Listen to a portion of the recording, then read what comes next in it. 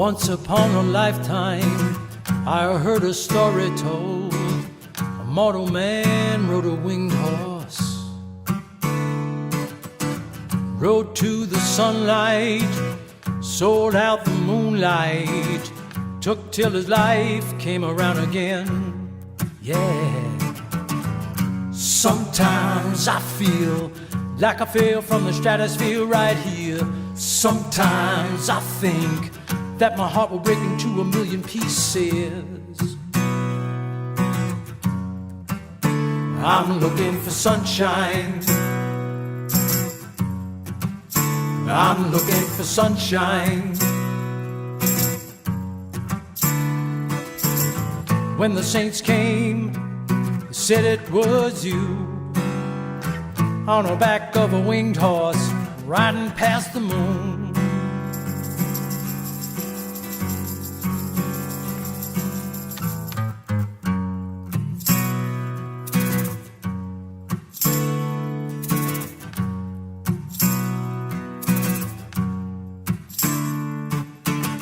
At the shores of understanding, saw how time lied, all his lives a shadow in the dark. All that time spent to get to the right place, all that jive just to be right here. Sometimes I know who I am and what I should be doing. Sometimes I see like I'm looking from a mountain on a valley. Yeah, I'm looking for sunshine. I'm looking for sunshine. When the saints came, they said it was you, on the back of a winged horse, riding past the moon.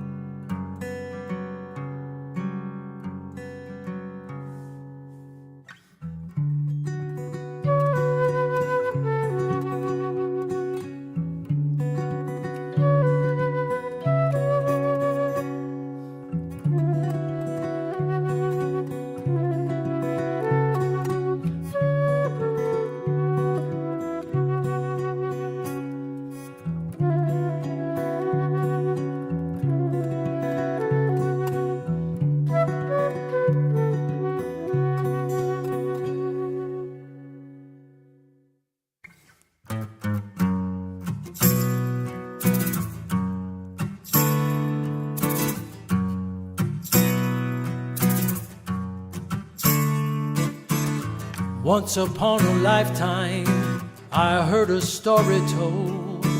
A mortal man rode a winged horse, rode to the sunlight, sold out the moonlight, took till his life came around again. Yeah. Sometimes I feel like I fell from the stratosphere right here. Sometimes I think that my heart will break into a million pieces. Yeah, I'm looking for sunshine. I'm looking for sunshine. I'm looking for sunshine.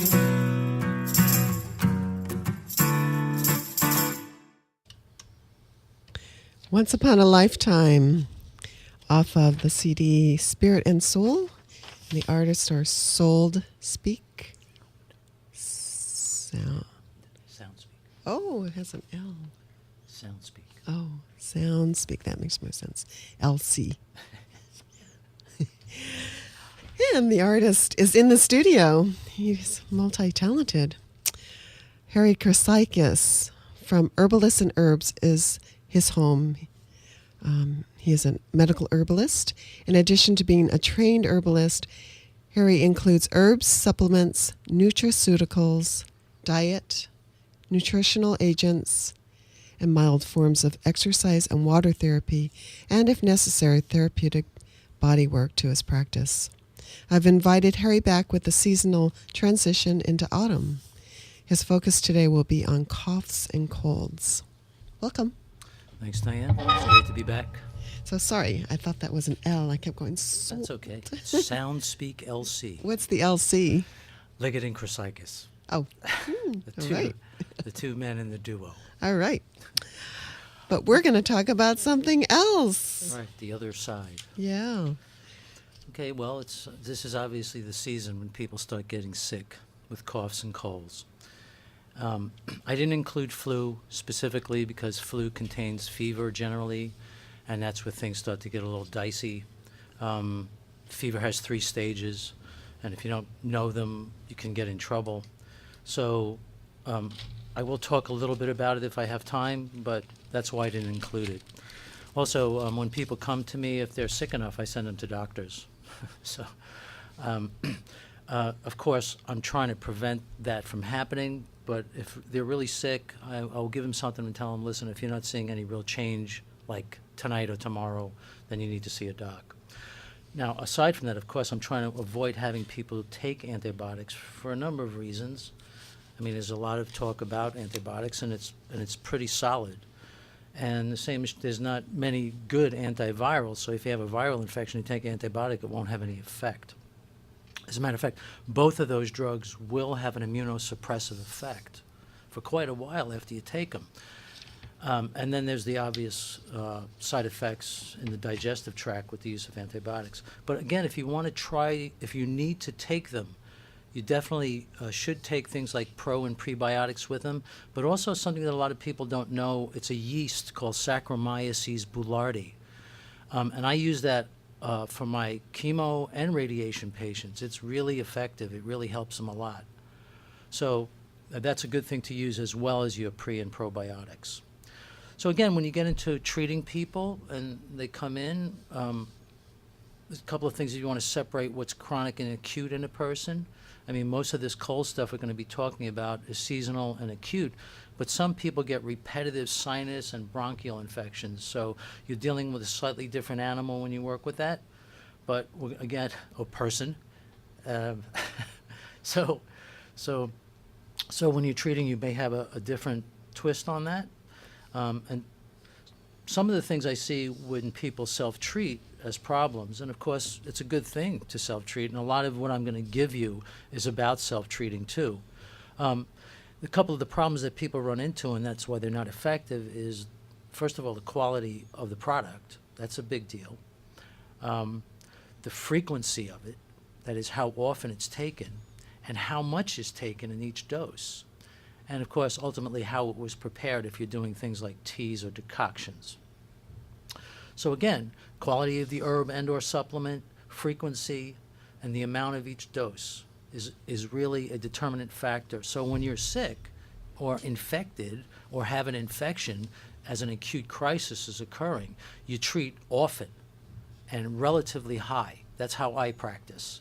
So if someone has a bad cold, I give them stuff to take 5 times a day, 6 times a day, at least in that initial stage where they're really hurting.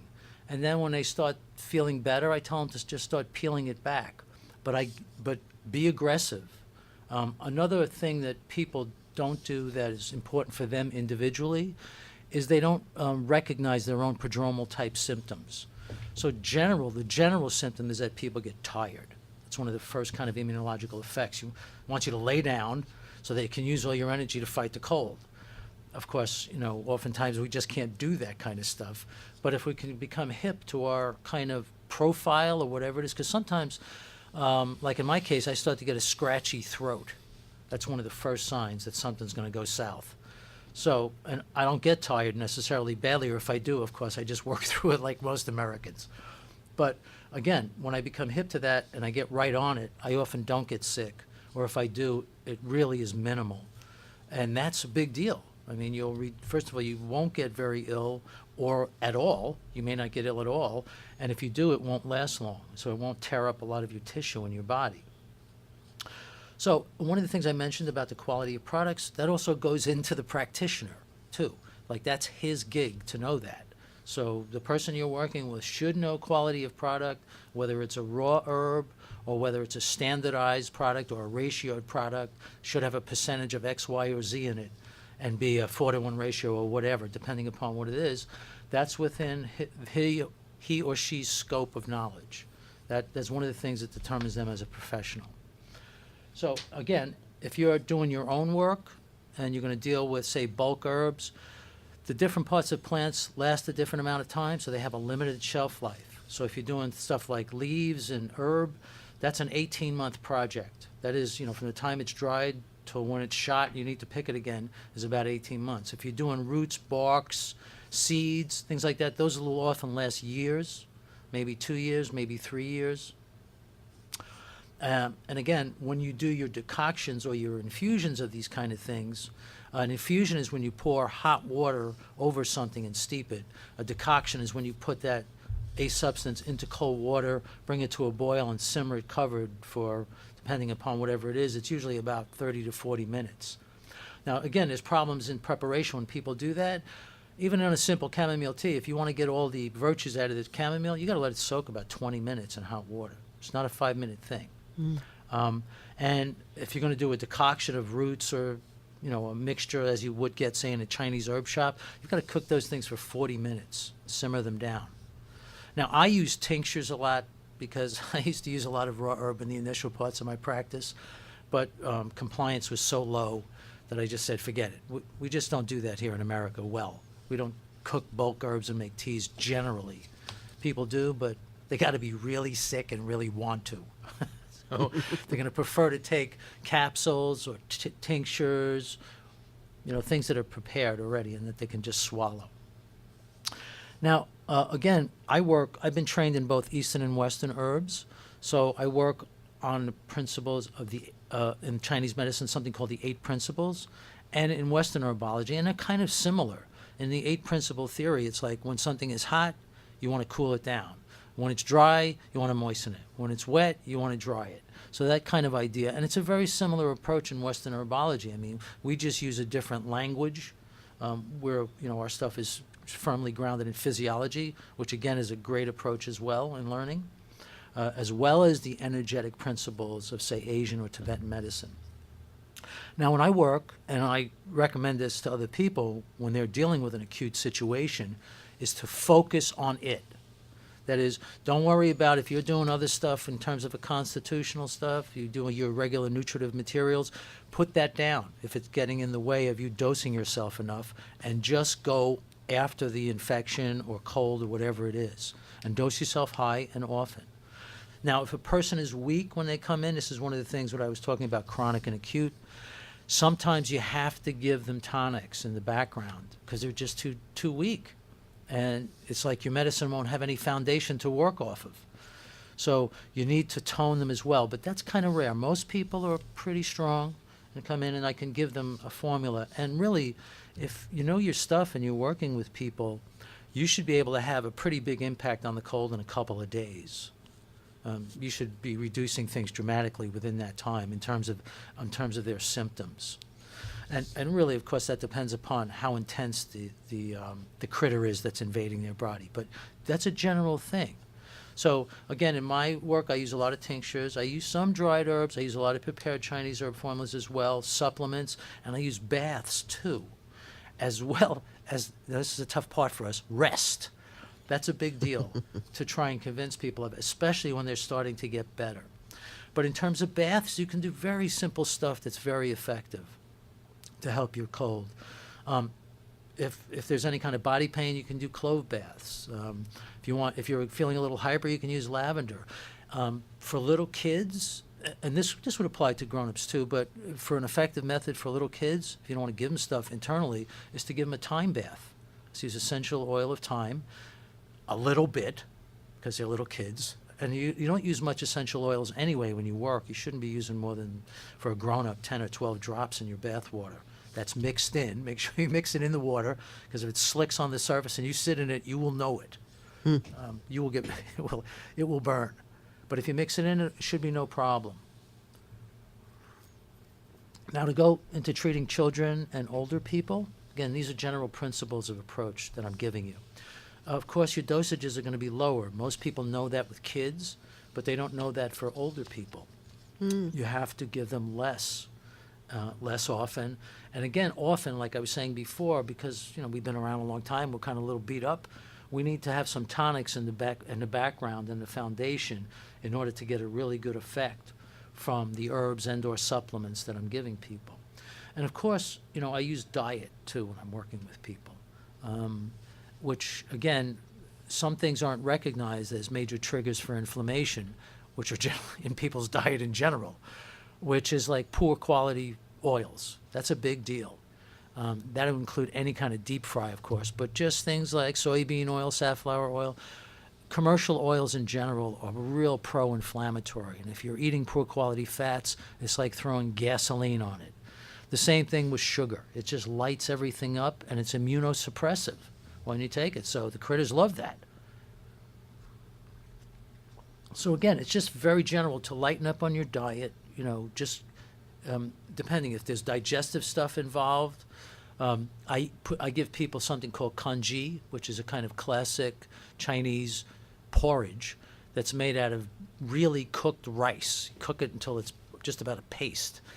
And then you can cook vegetables and things into it, and you can cook it into stock, so it's kind of nutritive. It's kind of like a high-quality baby food. But if people are having diarrhea and gut stuff, it's really nice. It really helps them quite a bit. And I use it in a number of settings, too. Now, again, when people come to you and they have a chronic problem that they come into. They have repeated sinus infections. They have repeated bronchial infections. That means the area never healed from the last time it got attacked, and probably from the times before that, too. It's not uncommon that I get an older person who's had 2 and 3 cases of pneumonia, which is really putting them in jeopardy. I mean, before the advent of antibiotics, pneumonia used to kill lots and lots of older people. So anyway, and also again, we're developing strains of critters that don't do well with that do very well with the antibiotics. They don't get hurt from them. They actually thrive on them. So again, the plants, which you work in multifaceted ways and don't force the body and basically disarm things for the critters. A lot of the stuff that you see in herbal literature, is kind of bordering on the use of antibiotics or antivirals. But in my opinion, it's not their direct contact with the herb. It's what they do either to the environment around the critter, that is, they make it hard for it to attach or to replicate, or they get the immune system, they smack it around a little bit and get it kind of active, like echinacea, which pushes the macrophages and gets them kind of more active to start consuming bad guys. So you get the idea that the herbs work, but it just depends upon how you view it, and it's not incredibly important what you believe in, just as long as you do the formulas and things correctly. But once again, when someone comes in with a chronic situation and I'm treating them, I am treating for their acute crisis, and then I'm making sure that they try to make sure that they understand that when they're better, they've got to work on a constitutional level so that they don't keep getting the problem, because at some point it's going to really hurt them bad. They're not going to recover, and they may die from it, especially if they're an older person. So the idea of healing that tissue and regenerating that area becomes really important, and you give them basically a completely different idea. You're working on a constitutional level, you're rebuilding tissue, you're trying to do things that are specific to that area to help it a lot. Okay, so you get the basic principle. So let's go into a little bit of specificity in terms of treating things. Sore throats and swollen lymph glands. Common stuff, right? People may not even get anything else when they get sick. That may be the things that they get. So what you want to do, of course, is stop pain, because it's usually a sore throat, move lymph, and bring down inflammation. So those are the 3 kind of imperatives that you work with, and you want to give plants that do that. Now, these plants will help people if they've got swollen lymph glands anywhere, even if they have them on a kind of chronic level, which again would, of course, mean you'd have a broader program that would involve other things, but you would also use these things, which are called lymphatics. I use stuff like sage and osha. I use for pain primarily. Those are not particularly lymphatics, but they have a great effect upon the actual local area. They're beautiful gargles to use. Just make a very strong sage tea, kitchen sage, the stuff you use on your chickens. If you want to, you can combine osha with that, which is a relatively well-known Western herb. The Chinese have a variety of it too. You can make a strong tea out of that decoction, cook it for 20 minutes to a half hour, and then gargle with it, and gargle with it often. Another couple of good herbs that are really good for throat inflammation and or, say, accumulations in the tonsils, where you may have accumulations of pus, is isatis and platycody. Can you spell those? Isatis is I-S-A-D-I-S. And platycody is, I hope, P-L-A-T-I-C-O-D-I. So to get into the lymphatics, there's quite a few of them that have pronounced effect upon the upper parts of the body and the lower parts of the body. But I like to use stuff like scrophularia, red root, red peony, poke. Poke, is considered a really toxic herb, but if you use small amounts of it, it's premier. I mean, it's maybe the best lymphatic herb there is. I use it a lot with breast cancer patients, and it's a small amount in my formulas. It's 5 to 8%, something like that, when I mix my tinctures, but it makes a huge difference in the result of the formula. Those other lymphatics are also very good, and remember, this is for any kind of lymphatic swelling, whether it's under the armpits, in the groin, in the neck.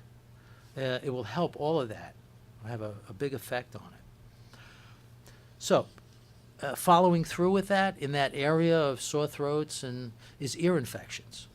Now, of course, a lot of little kids get this stuff. And ear infections, basically, you want to dry out any fluid accumulations that have occurred inside the ear. This is a usual common problem. So the tissue inside there is kind of boggy, kind of edemic, and kind of wimpy. And anytime somebody gets a germ in them, it goes to these kinds of places. It's kind of like this repetitive infection idea.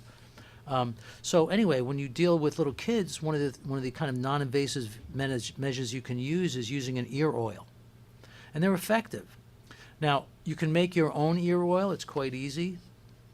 It's roughly 50% mullein, 30% St. John's wort oil, maybe 10% garlic oil, and you can adjust those percents. I mean, if you want to go a little higher in St. John's wort because it's great for pain, so is the mullein, and they also dry out the area. And you can add just a little bit of either tea tree oil or lavender oil, and that's a formula from David Winston, who's a very famous herbalist, whose stuff I like a lot. Okay, also, when you're working with ear infections, of course, these type of fluid accumulations can also create things like dizziness and headaches, nausea as well. So, in terms of a chronic situation, and that type of, just that simple approach has a big effect. But you also want to do things from the inside out, especially, again, when they're chronic problems.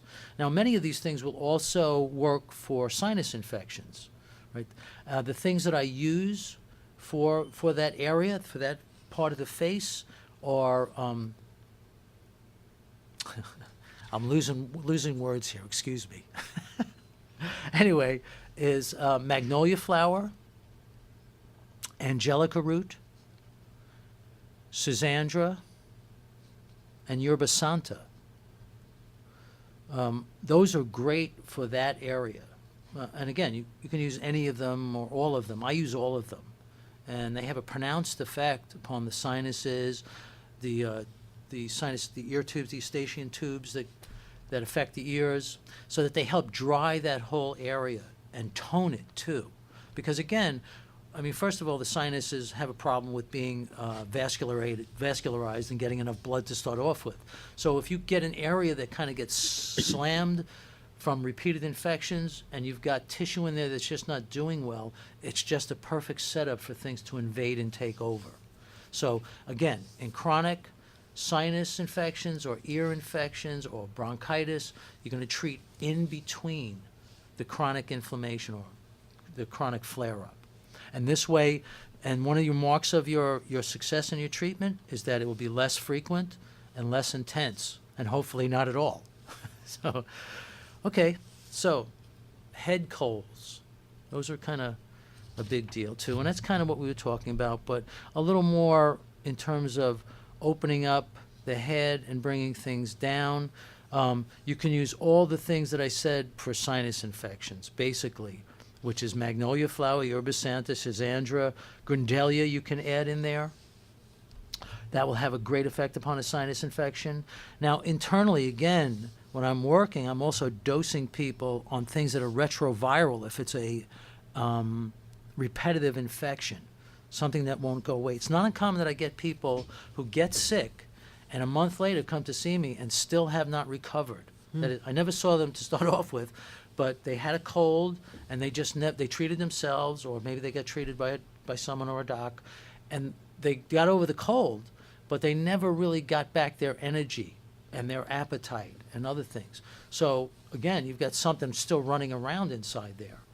That's the possibility. It could be a bunch of other things too, but if it's a retroviral or some kind of critter running around in there, I like to use things that affect that area, like grapefruit seed extract, along with my treatment. This way, I clear the area in case anybody's hanging out in the background there.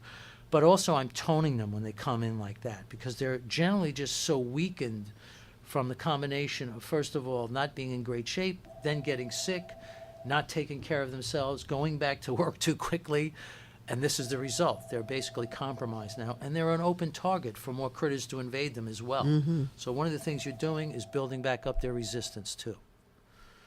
Okay, coughs.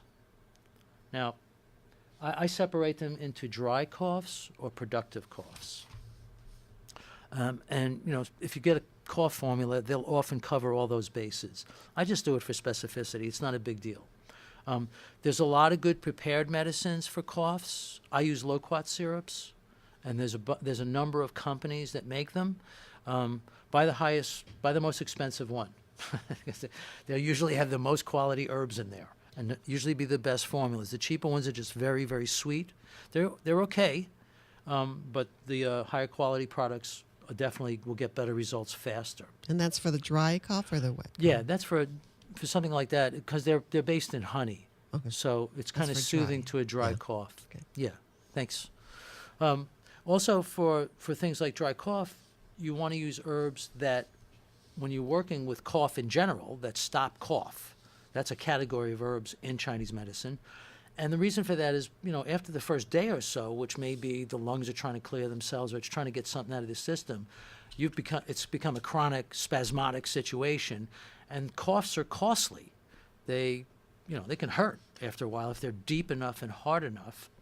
So you want to stop it from that perspective, or slow it down or soften it. And it's tearing up tissue with these heavy coughs. That's hurting people internally as well. So again, with a dry cough, I use stuff like licorice, grindelia, thyme, kitchen thyme, which a lot of people don't know about, is an excellent herb for dry coughs. It's also an excellent herb for whooping cough in kids, which again is not terribly well recognized, but it's very effective. It's almost as specific for that. If you look at Rudolf Weiss's work, he has a whole section on it. Rudolf Weiss he wrote the kind of definitive text for the German herbalists and doctors. In Germany, you can't get a lot of things that we can get here. You got to get a doctor's prescription to get echinacea, to get zinc. So we don't want that to happen here. Definitely not. Anyway, so those kind of things help moisten a dry cough. You can use things that are demulcent, like marshmallow. Slippery elm is very good too. And another thing to use, which you can use also during fever if there's this real sense of dryness, is a light citrus water. And what I mean by that is, like, you put a half a lemon into a quart of water, just so you begin to taste the citrus. Otherwise, you're going to have too pronounced of an effect. But the lemon is a slight refrigerant too, so it'll have an effect upon body temperature somewhat. But it's very soothing to dry membranes, kind of temporarily yin deficient membranes. Now, if the cough is wet, you want to use something like yerba santa. Again, that's a local herb, by the way. So if you wanted to pick your own, it's quite possible to do so. So is grindelia. Grows all over the place in the foothills. Those yellow flowered. Yeah, it's kind of like, it's like a gumweed. It looks like a little gumball. It's very good. It's also good for upper GI ulceration, a couple things with the gallbladder. I mean, it's quite a good herb. Another thing I like to use besides yerba santa is Chinese skullcap. And again, sometimes drying out the sinuses means drying out the gut too. So Atractylotis alba, which is slightly drying. They also have a variety of Atractylotis that is just drying and not toning. I use that as well. And again, Schisandra, which is an amazing herb on multiple levels. So again, those are herbs that, again, both work on the level of stopping the cough and soothing the cough in the different directions, whether it's dry or wet. And then I also add things that just stop cough. Things like wild cherry bark, perilla leaf, or horehound. Now, wild cherry, you want to just soak. That should be soaked for 6 hours or something, roughly around there, 4 to 6 hours. Perilla leaf is what they use to color ginger in your sushi restaurants. It's beefsteak plant. So it produces this pink color tea and tincture. Horehound is terrible. It just tastes terrible. That's why they make it in candy. But it works. It's very good. It's very good for coughs. You can use stuff like cole's foot. There's a whole range of stuff you can use to stop cough or soothe it or rebuild the area as well. One of the things when I'm working, again, with bronchial infections that's really good in terms of bringing it back is reishi mushroom. And to go into the idea of working with a repetitive sinus infection, one of the things I like to do is flush the area, flush the sinuses, and I use wasabi for that. And that's, this is a very simple idea that just goes upon basically what happens when you eat horseradish or wasabi. You get a very specific flush from it. Eyes and sinuses, nasal sinuses. People's eyes tear and they blow their nose. This is exactly where you want to go when people get repetitive sinus infections because, again, to go into the area, it's just not getting blood into the area. There's not good fluid exchange through the surface of the tissue. So anybody's can land there and have a party because the tissue's kind of boggy and slow. The immune system simply can't attack it fast enough. Now, when you get that toned again, they can't do that. So the idea of getting an area to kind of sweat, which is what you're doing, you're getting it to exude fluid, brings blood into the area. All the microcapillaries get flooded and engorged, and you get this response. And you get a full immunological complement in the mucus as well. So it's really a good deal.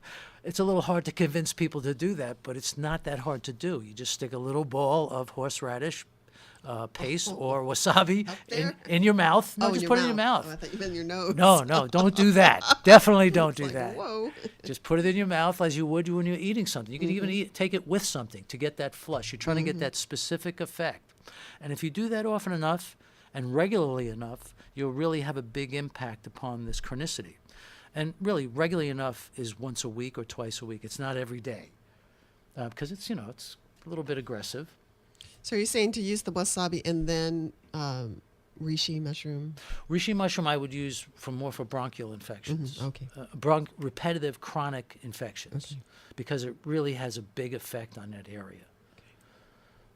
There's a bunch of other things I would use too, but that's kind of the leading herb that I use in that area.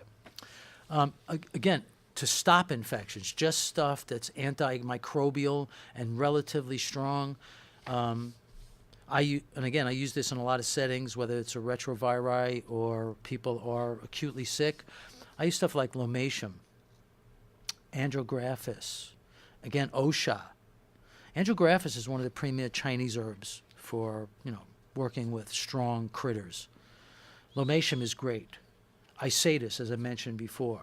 Of course, our echinacea is excellent as well. Food grade stuff like garlic. But again, garlic, you want to watch what you're doing in terms of amounts. If you're going to eat fresh garlic, not more than a clove or two a day. Propolis is another kind of food, medicine herb from the bees. It really helps the immune system, and it really supports a lot of things that help fight a cold. Vitamin C, which is your common guy. I like to use complexes, so I like to have the bioflavonoids in them as well. An herb like Scutellaria bacillensis is also very good, excellent for all these kinds of infections. To go into more specific areas, eye infections and swollen and itchy eyes, mouth sores that you may get along, that's inside the mouth. That's not lip sores, inside the mouth. Just very simple golden seal works great. Golden seal does a lot of great things. I rarely treat colds with it. I mean, that's a common thing to mix golden seal with echinacea. I just think it serves you better in other places, but if that's what you like to use, fine.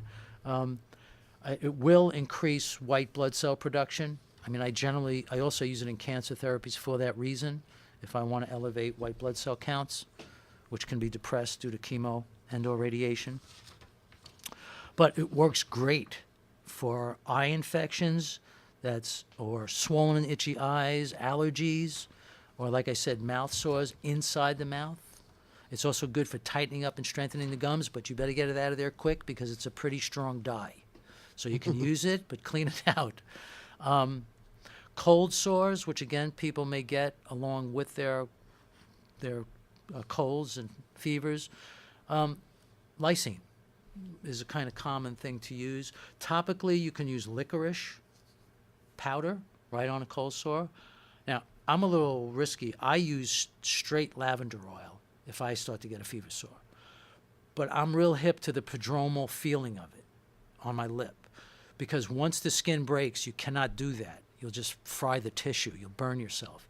But if it hasn't broken the skin, and you know what that feels like, if you put essential oil of lavender directly on it, you'll wipe it out within 1 or 2 applications. It will never become a fever sore, and it can be kind of rasty and ugly.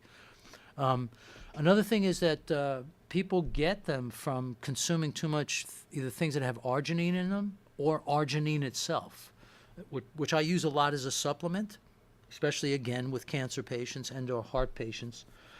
I mix it into my shakes. I use it as a bulk powder. But if they start getting mouth sores, then they have to supplement with lysine. And I usually tell them that to start off with before I even give it to them. Just to say, if you start getting this, it's not a mystery. It's connected to this. And the way I discovered this was by doing it to myself. So it really is true. Now, a big deal, and this is one that's really not valued terribly well in our society or culture, is to rest and recuperate. Mm-hmm. We're just really active, young culture. And we have a pretty strong work ethic, I guess. We don't like to stay down. We like to get up and start rocking and rolling right away. But if you've been slammed with something, there's quite a bit of tissue damage, especially if, say, you went through a bad flu. I mean, you're hurt for quite a while after that. Your body needs to recover, rebuild tissue, clean all the bad stuff out, rebuild all the good stuff. And again, rest, tonics, adaptogenic herbs, good food, bone broths are really good for recovery. Doesn't matter if it's chicken. Chicken tends to be a little warm. Beef and veal is a little better, but chicken's fine. So again, that period of rest and recovery is a big deal so that you don't relapse. Mm-hmm.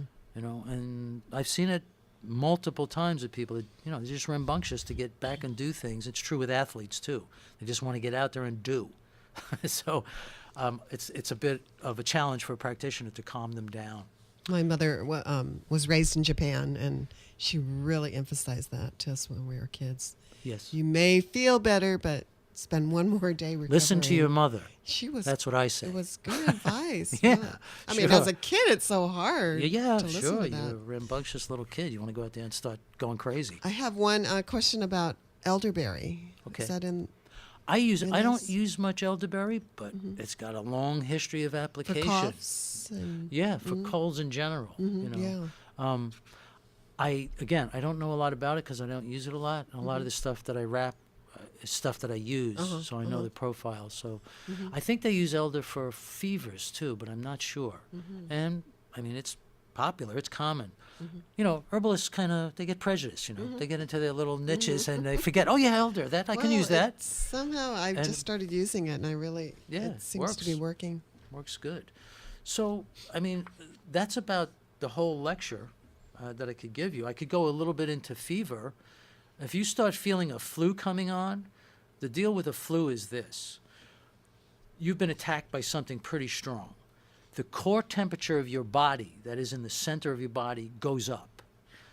The external surface temperature of your body hasn't figured that out yet. And the way your body responds to get it to get hotter and warmer, to get blood out to that area, is you start to shiver.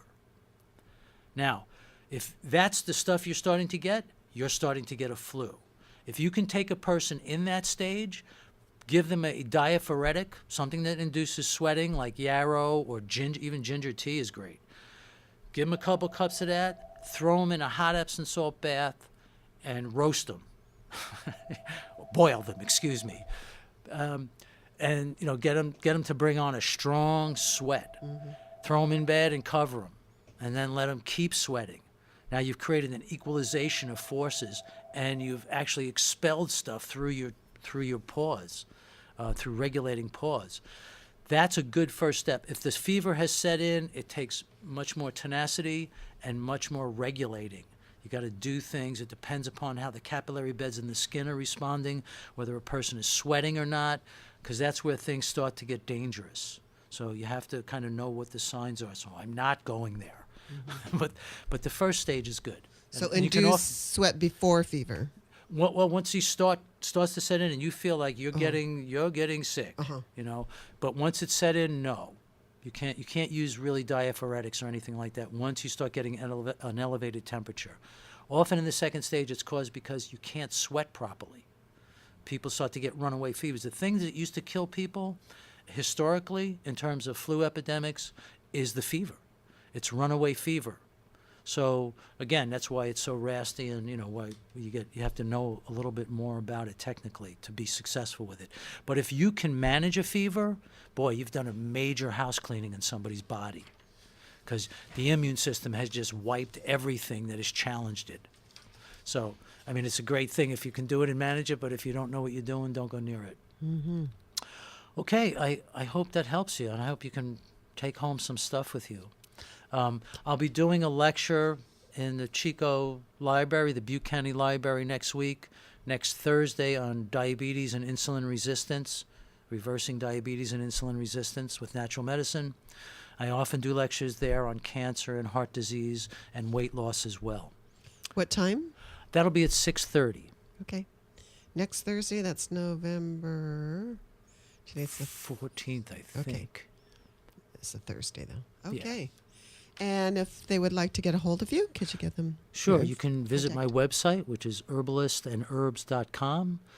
You can contact me at contactherbalist-herbs.com. That's the email. And if you want the phone number, it's 530-933-8244. And this is a blast doing this. Okay, great. Thank you. Harry Chrissakis, Herbalist and Herbs.